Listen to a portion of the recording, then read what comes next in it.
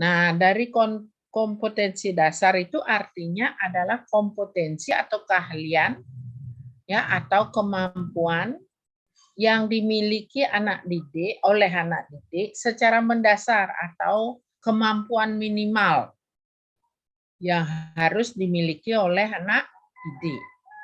Nah, untuk mencapai kemampuan minimal yang dimaksud tersebut, adik-adik sekarang harus merumuskan KD itu ke indikator. Ya. Nah, apa itu indikator? Indikator adalah penciri KD. Atau indikator itu adalah merupakan satu ukuran boleh atau satu ukuran bahwa KD itu sudah terlaksana dan tercapai atau tidak, ya, nanti turun ke tujuan. Sehingga tujuan dan indikator adalah merupakan kegiatan atau merupakan ciri-ciri ya atau kegiatan untuk menyatakan bahwa KD itu tercapai atau tidak. Tuh. Nah, berdasarkan KD, indikator, dan tujuan, kan perlu materi sekarang. Agar tujuan itu tercapai dan indikator itu terjawab, ya, maka perlu materi, kan gitu di RPP itu. Terbayang sekarang, waktu Ibu ngajar analisis kurikulum, kan di kelas kalian juga Ibu ngajar analisis kurikulum ya, betul? Ya, Ibu. Ya, kan Ibu tugaskan kalian ke SD, ke TK, SMP, SMA kan? Itu bahkan sudah menganalisis prota, prosem atau promes sampai ke RPP. Nah, analisisnya seperti itu. Nah, sekarang kan perlu materi, misalnya ya kompetensi dasarnya anak mampu memahami itu KD, anak mampu memahami rantai makanan dalam kehidupan ya suatu makhluk itu misalnya, maka indikatornya menyebutkan komponen yang terlibat dalam atau komponen yang menjadi alur rantai makanan, kemudian proses rantai makanan, kemudian mengapa, nah itu mengapa terjadi seperti itu dalam rantai makanan, itu sudah dari sederhana, dari law order thinking, sampai kepada menjawab mengapanya, ya, high order thinking, itu adik-adik, ya. Nah, setelah analisis itu kan perlu materi sekarang, materinya sesuaikan dengan tujuan dan indikator. Misalnya pengertian rantai makanan. Jadi anak nanti agar bisa menjelaskan apa itu rantai makanan. Komponen-komponen yang terlibat atau yang ada dalam rantai makanan. Kemudian prosesnya ya. Kemudian mengapa terjadi seperti itu. Dan itu dijelaskan semua di dalam materi handout tadi. Nah, itulah dasar untuk menyusun dengan need analisisnya. Kemudian dengan materi-materi tadi. Ya. Nah, need analisis seperti itu ya dilakukan kan itu proses secara umum. Sekarang jika adik menggunakan model-model tertentu, ikuti tahapan model itu. Misalnya seperti ADI, A, D, D, I, E, analisis, develop, apa lagi? D kedua, A-nya analisis, D-nya develop, yang mengembangkan. Pertama adalah analisis kebutuhan, analisis yang Ibu sampaikan tadi. Kemudiannya D-nya adalah develop atau mengembangkan. Ya, D lagi sekali. Desain ya. Ya. Kemudian desain, develop, kok kualik dong, didesain dulu baru dikembangkan. Kemudian I-nya, Implementasi, Bu. I, implementasi, dan E-nya, Evaluasi, Bu. Evaluasi. evaluasi. Nah, itu tahapannya. Jadi adik menganalisis seperti contoh tadi di kurikulum, kemudian di KD, ya, kemudian di tujuan. Nah, sekarang menyusun materinya berdasarkan analisis itu didesain lah, ya, didesain atau dibuat desainnya, apa sistematikanya, kemudian bahan-bahan apa saja, kemudian apa saja. Setelah didesain baru dikembangkan, disusun, ya, dibuat itu, baru divalidasi, ya, divalidasi ahli apa? Ahli materi, ahli media, dan ahli kalau di handout itu ada medianya, dan ahli desain. Kalau handout itu nanti disusun, ya, sekian kali pertemuan menjadi sekian handout menjadi satu modul gitu misalnya dalam satu semester. Nah, itu dikembangkan seperti itu, kemudian diimplementasikan, sebab di validasi itu ada validasi ahli isi, ahli materi, isi atau materi atau konten itu sama itu, ahli media, ahli desain, dan ahli-ahli yang lainnya, kemudian diimplementasikan, dicobakan pada kelompok-kelompok murid, kelompok kecil dan perorangan juga, diberikan orang satu orang atau diberikan dalam kelompok kecil, dan bahkan perlu diimplementasikan di kelompok besar dengan mencari efektif atau tidak, valid atau tidak di lapangan. Itu sebenarnya efektivitas itu adalah memvalidasi di lapangan dalam kelompok besar, mengambil polanya eksperimen. Nah, inilah yang menjadi tahapan pengembangan baik bahan ajar maupun media maupun yang lainnya di adik nanti di skripsi adik. Gitu. Ini sangat perlu karena adik bisa juga gunakan nanti dalam menyusun tugas akhir, dalam menyusun skripsi gitu. Nah, itu prosesnya. Nah, setelah itu diuji di kelompok besar yang disebut dengan efektif atau tidak, mencari efektif atau tidak. Kalau efektif berarti sudah buku itu sudah selesai, tinggal kalau itu bahan ajar buku, ya, tinggal dilanjutkan mencari ISBN atau ISSN-nya. Itu. Nah, itulah langkah-langkah daripada pengembangan kalau ambil satu contohnya model ADI. Kalau model Degeng, ikuti tahapan itu dari model Degeng itu sendiri. Model Dick and Carey, ikuti itu. Nah, itu pengembangan bahan ajar adik-adik. Nah, sampai di sana punya pemahaman dulu, bayangan tentang pengembangan bahan ajar sebelum kita masuk ke masing-masing pertanyaan. Halo adik-adik.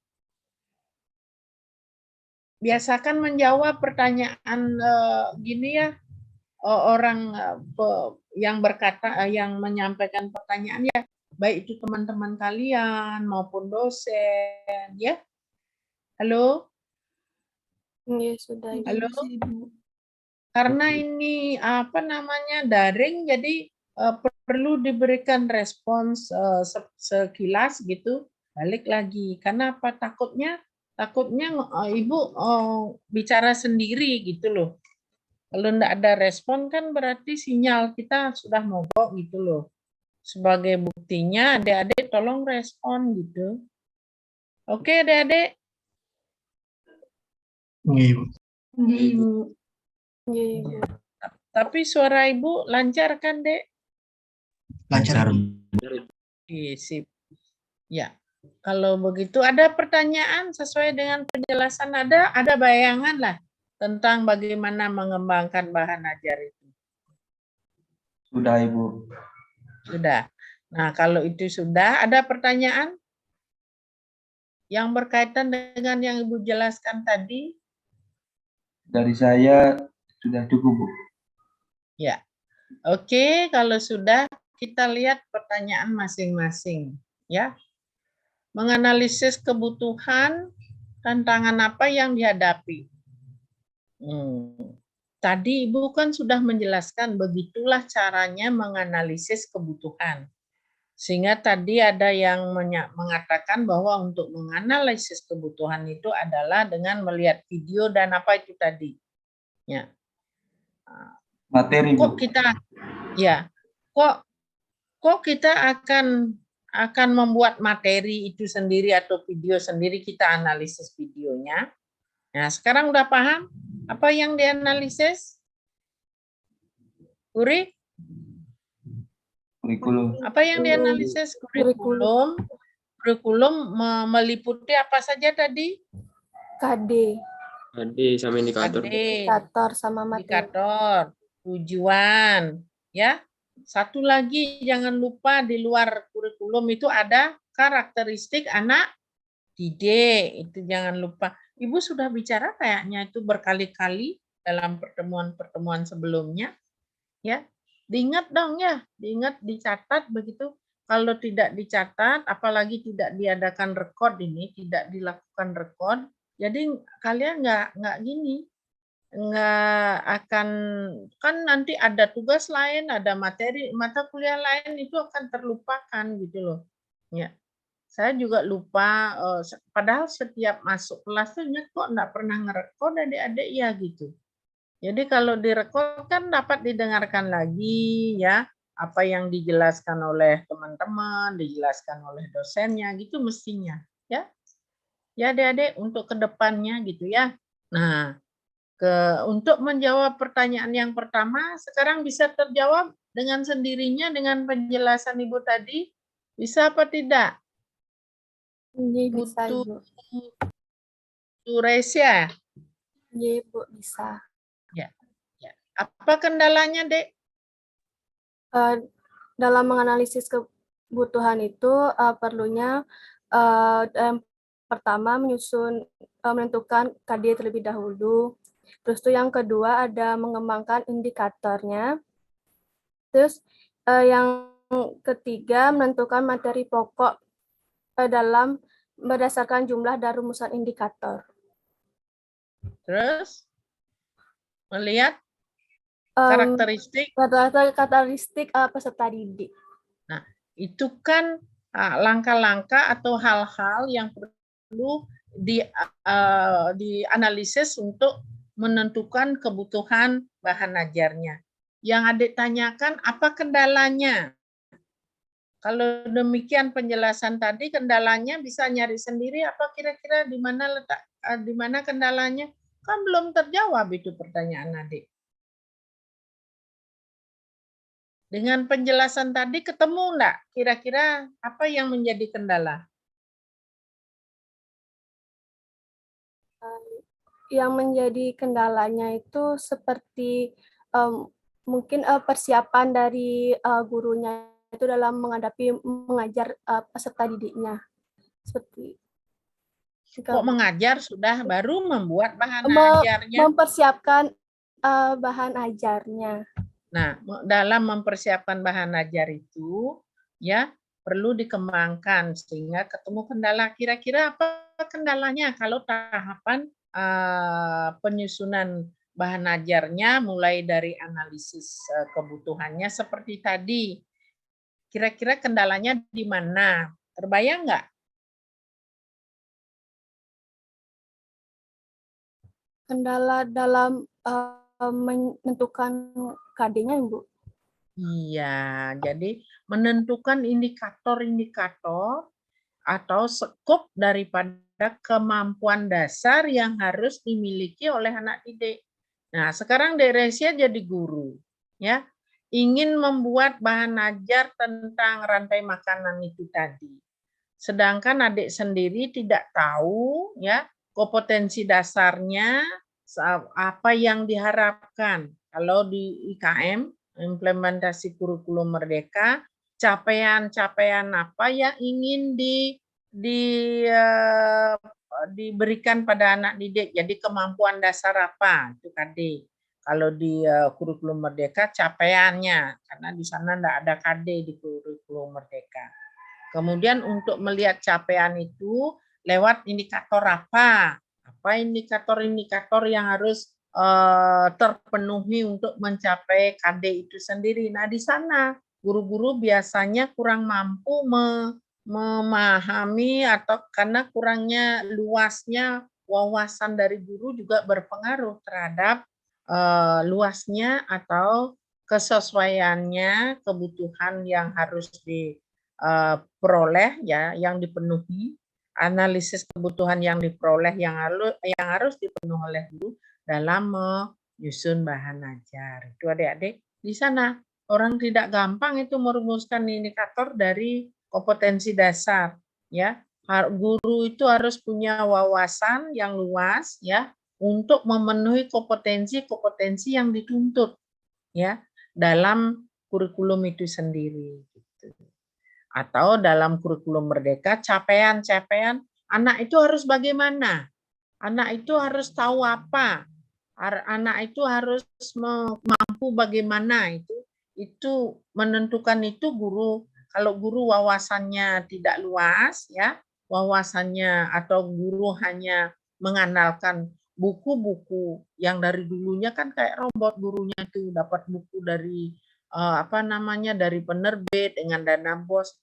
Sekarang enggak, di kurikulum Merdeka guru itu harus kreatif.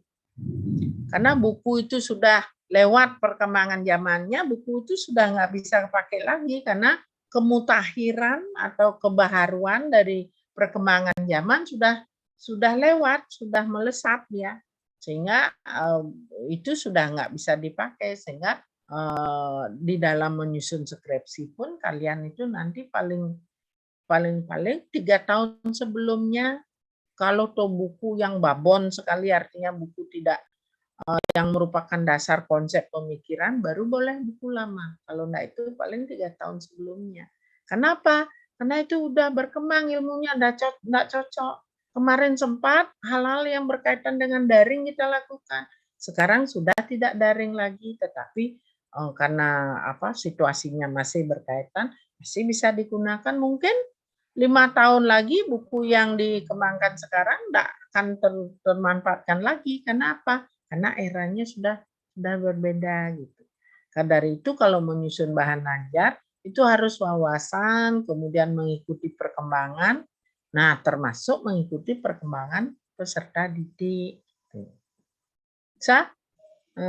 Itu yang dimaksud itu baru menjawab pertanyaan de Reisa. Ya. Sudah jelas sekarang adik-adik? Kalau nggak jelas tanya ya. Halo. Jelas. Ya, sudah jelas Ibu. Izin bertanya lagi sekali, Bu. Ya, silakan. Berarti jika semisalnya pada pertengahan saat pembuatannya itu jika masih terdapat kesalahan, berarti lagi ngulang buat dari awal agar tidak menjadi kendala. Ya, misalnya adik ketemu kesalahannya pada waktu menyusun sudah ketemu, belum sampai ber-ISBN, artinya belum dijual gitu ya, belum ke percetakan itu, kan enggak apa-apa disusun sendiri, diulang nyusunnya. Bagian-bagian yang ditemui kekurangannya. Tetapi, nah ini ada 2 versi. Jika belum tercetak, belum ter-ISBN, adik-adik bisa revisi sendiri bagian-bagian yang dirasa kurang pas. Ya, yang membuat kan sendiri yang merevisi. Itu ya jelas sendiri juga. Tetapi jika tidak sedikit itu ada pengulangan percetakan adik, ya misalnya ibu membuat asesmen di zaman dulu kan cukup asesmen gini aja, asesmen luring gini aja, pencil and paper test gitu ya. Sekarang asesmennya kan sudah berubah ke arah asesmen digital gitu ya. Nah, maka dari itu buku ibu yang dulu yang tidak menyinggung digital sekarang direvisi lagi, ditambahkan dengan asesmen digital dengan cetakan kedua. Cetakan pertama direvisi, ditambahkan dengan asesmen digital menjadi cetakan kedua. Itu caranya merevisi kalau sudah tercetak dan sudah terpublish. Tapi kalau belum tercetak, belum publish kan itu masih draft namanya. Ya, masih bisa diperbaiki sendiri. Ya. Bisa dipahami, Dek Resia? Nggih, bisa Ibu. Resia yang bertanya, tapi jawabannya kepada adik-adik semua ya, bukan hanya untuk Resia. Oh, itu orang Resia yang tanya, aku nggak perlu dengarkan ya. Ya, kan Resia yang gini menerima jawaban, bukan begitu ya. Oke, adik-adik, ada lagi sebelum kita lanjut? Yang Sudah. nomor Saya tidak 2, ya. Yang nomor 2 dari Fitra ya. Bagaimanakah pengimplementasian pengembangan bahan ajar modul? Oh, itu. Ibu sudah langsung tadi ya, Fitra, dengan analisis design development and gini, evaluasi itu sudah terimplementasikan model tadinya? Sudah bisa diterima? Jelas itu, Fitra? Ya, jelas, Bu. Oke. Berarti nggak perlu lagi diulang-ulang, toh? Ya. Kemudian perkembangan atau mungkin bertanya, perkembangan atau perubahan suatu bahan ajar itu apakah tuntutan dari kurikulum atau memang ada faktor lain ya? Bahan ajar itu berkembang seperti tadi contohnya bisa direvisi, bisa diulang, atau mulai kita menyusun bahan ajar itu apakah karena kurikulum, apakah karena faktor lain.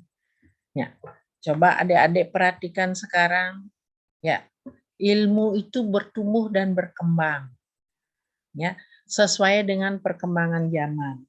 Maka sering Ibu katakan, zaman itu berkembang sangat pesat seperti pesawat jet begitu. Maka pendidikan itu ya karena itu berkembang, maka pendidikan tertatih-tatih mengejarnya. Karena apa? Karena pendidikan itu tidak bisa langsung seperti jetnya. Jet kan sesuai dengan perkembangan. Jadi kemampuan ilmu pengetahuan dan teknologi berkembang sangat pesat itu kan sesuai dengan situasi lingkungan zamannya, ya. Nah, untuk mengikuti itu apa yang bertugas supaya SDM bisa atau mampu mengikuti itu semua? Kan melalui pendidikan. Itulah ceritanya. Nah, pendidikan tidak bisa jalan sendiri tanpa dimulai atau orang itu, anggaplah pendidikan itu tubuh manusia atau orang itu. Tidak bisa jalan tanpa jantungnya. Jantung daripada pendidikan itu adalah kurikulum. Manusia dapat hidup nggak tanpa jantung? Kan nggak bisa. Nah, jantung dari pendidikan itu adalah kurikulum. Kurikulum dulu dirubah, baru prosesnya, baru menyesuaikan modelnya, dan baru materinya, bahan ajarnya. Tadi membuat bahan ajar kan menganalisis kurikulum dong. Nah, jadi itulah apa namanya, mana pertanyaannya, siapa punya tadi itu? Perubahan-perubahan bahan ajar itu disebabkan oleh itu. Sebenarnya semua perubahan disebabkan oleh perkembangan, maju atau pesatnya perkembangan ilmu pengetahuan dan teknologi. Itu yang berubah segalanya. Berubah tatanan kehidupan. Kalau itu sudah berubah semua, maka pendidikan yang merupakan pencetak atau menginisiasi daripada pelaku-pelaku daripada teknologi itu kan harus berubah. Berubah pendidikan tidak bisa berubah sedemikian rupa, harus memulai dari merubah kurikulum. Ya, kurikulum berubah, proses pembelajaran berubah, model-model berubah, segalanya berubah, perilaku yang dituntut, pengetahuan kognitif, afektif, psikomotor atau hasil belajar itu harus berubah sesuai dengan perkembangan zaman, ya, sehingga otomatis bahan ajarnya akan mengalami perubahan. Bisa dimengerti ya oleh siapa? Brand ya, Brand ada ya? Mana Brand ada? Ya, bisa Ibu. Ya, itu. Dan yang lainnya, mohon maaf ya adik-adik, kok orang-orangnya gitu-gitu aja ya?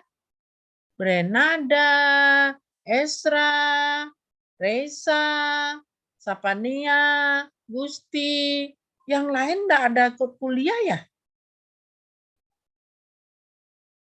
Ya, itu aja paling Robin, ya.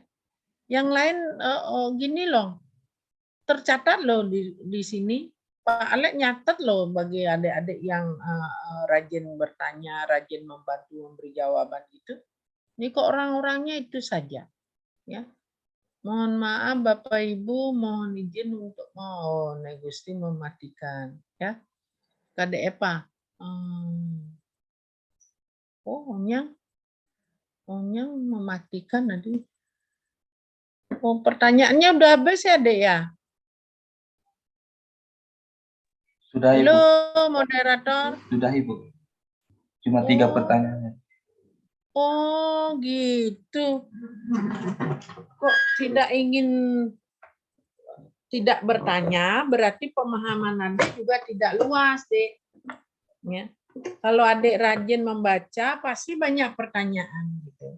Nah, kalau demikian tidak ada pertanyaan lagi yang Ibu kuatkan, kemudian explore sudah Ibu sampaikan tadi awalnya mengeksplorasi. Sekarang ada pertanyaan yang umum lagi yang untuk Ibu atau yang ingin adik ketahui? Ada? Jawab dong, Dek. Dari saya sudah tidak ada, Bu. Kok satu itu aja yang terus bagus aja yang menjawab juga perwakilan, nanti nilainya perwakilan ya, Dek ya. Ya, Dek ya. Suara Ibu kedengaran enggak nih? Ya, kedengaran. Adi nengil begitu. Ya. Oke, kalau tidak ada, Ibu ucapkan terima kasih. Semoga ada manfaatnya yang Ibu sampaikan karena tidak ada yang merespon. Semoga adik-adik mendengar gitu ya. Kalau didengar kemudian merasa perlu dimanfaatkan, diterapkan silakan. Kalau enggak dibuang aja gitu jadinya. Ya. Oke. Selanjutnya silakan Dek Alek, monggo ditambahkan videonya, kemudian hal lain mungkin rancangan untuk ke depan karena ini kan kelompok 6 sudah habis, sudah selesai, kan nanti merancang untuk ke praktek. Ya, silakan dibantu disampaikan Dek. Oke, Suksema Prof Desa. Ya, adik-adik, dari kemarin ini inovasi juga cuma 3 pertanyaan ini, Bu. Sekarang juga gitu, waktu inovasi bukan izin. aja 3 juga pertanyaan ini. Oh, sudah ngekos yang demen lah, sing kita melajah ulasnya panggil ya. Ya. Orang dia nanti begini. Jadi mempertegas apa yang disampaikan oleh Profesor tadi, adik-adik ya. Jadi adik-adik harusnya diskusi itu dijadikan menambah ilmu gitu ya, menambah wawasan di sana. Tidak bisa hanya bergantung sama kami gitu ya. Kami juga punya keterbatasan. Seperti kemarin itu ya adik-adik ya, kami tidak bisa mengajar hari Senin gitu ya karena memang ada acara di Denpasar. Ya, jadi banyak keterbatasan yang kami miliki gitu ya.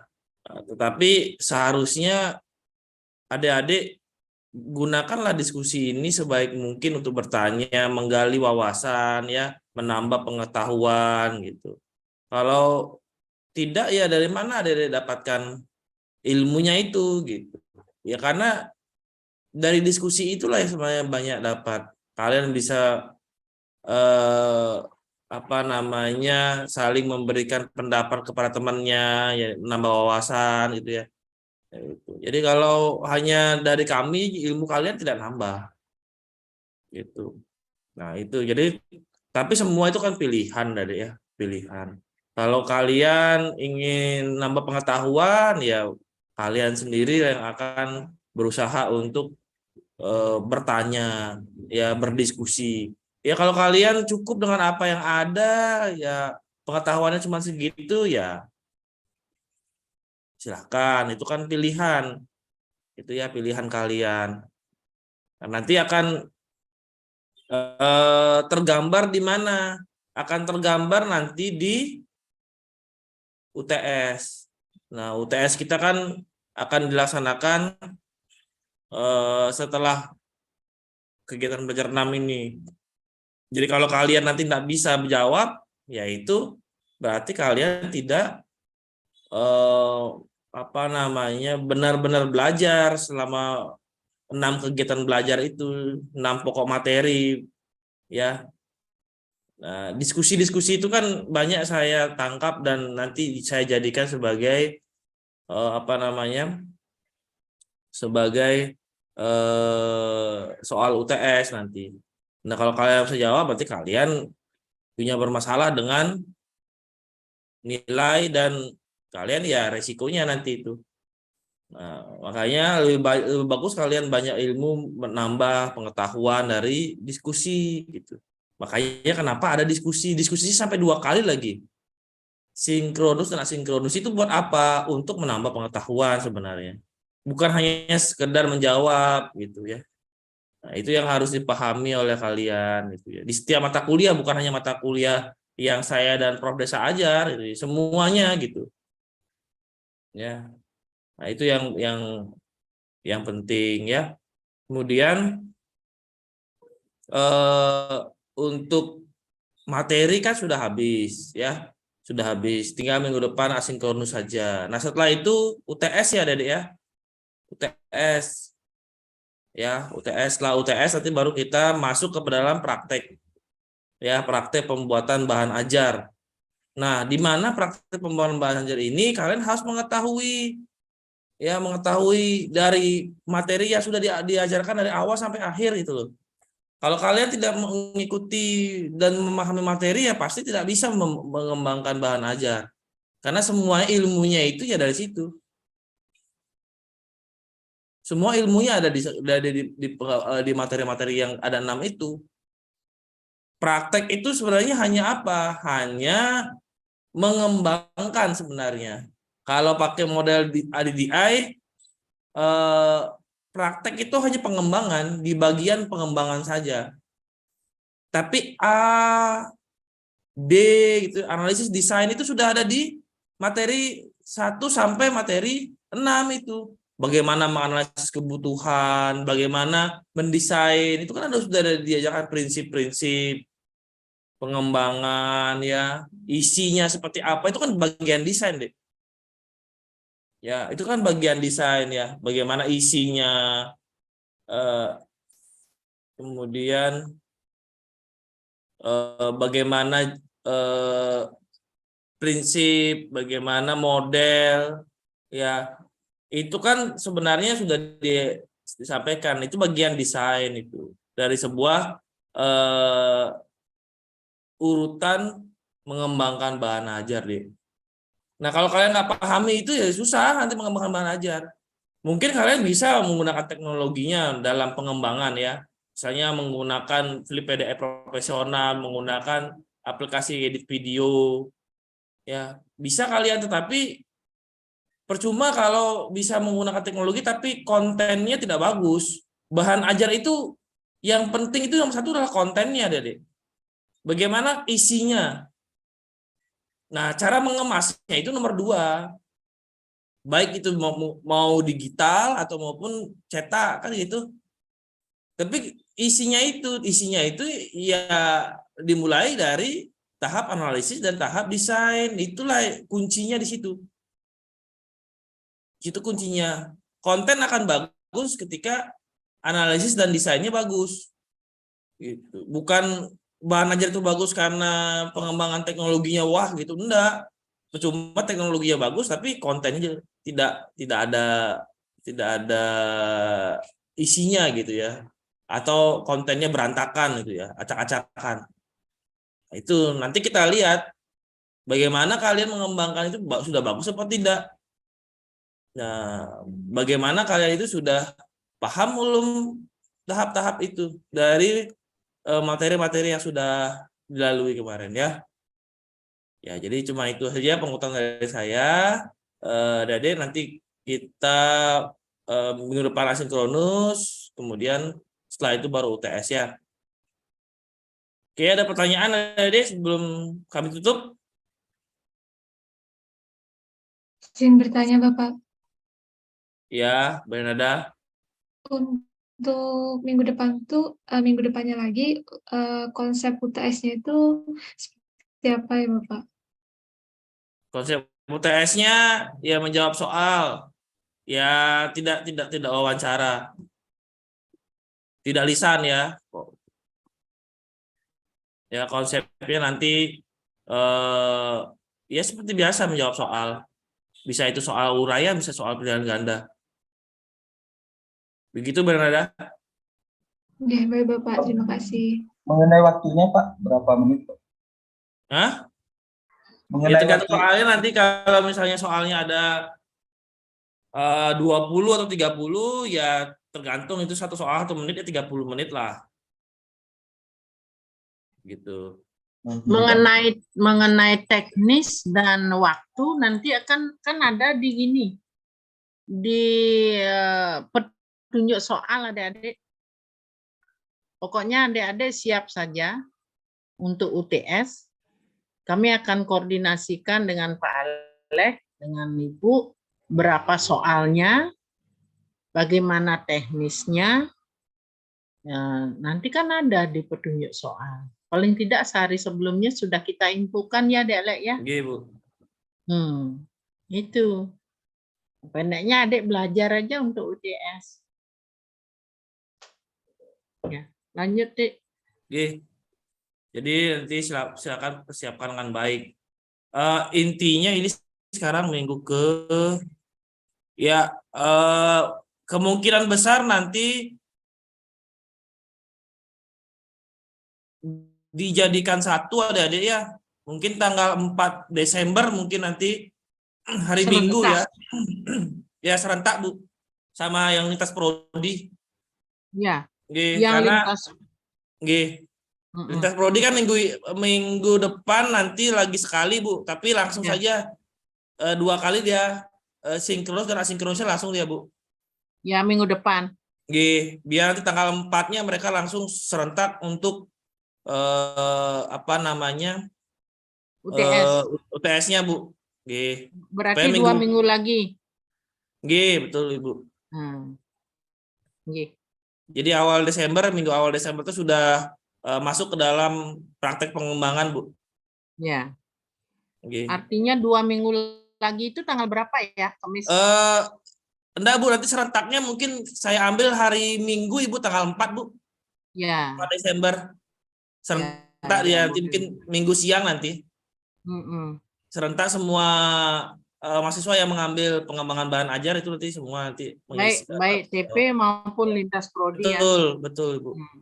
Nanti kalau gitu kita koordinasikan, kita diskusi dulu dengan pemegang yang di kelas lain. Seperti Yuda, Ibu, Adik, siapa lagi Pak Komang ya? Mungkin itu aja. Nggih Bu. Nggih. Ya, begitu adik-adik. Apalagi yang ditanyakan? Dari saya sudah pas, Ibu Bapak. Ya.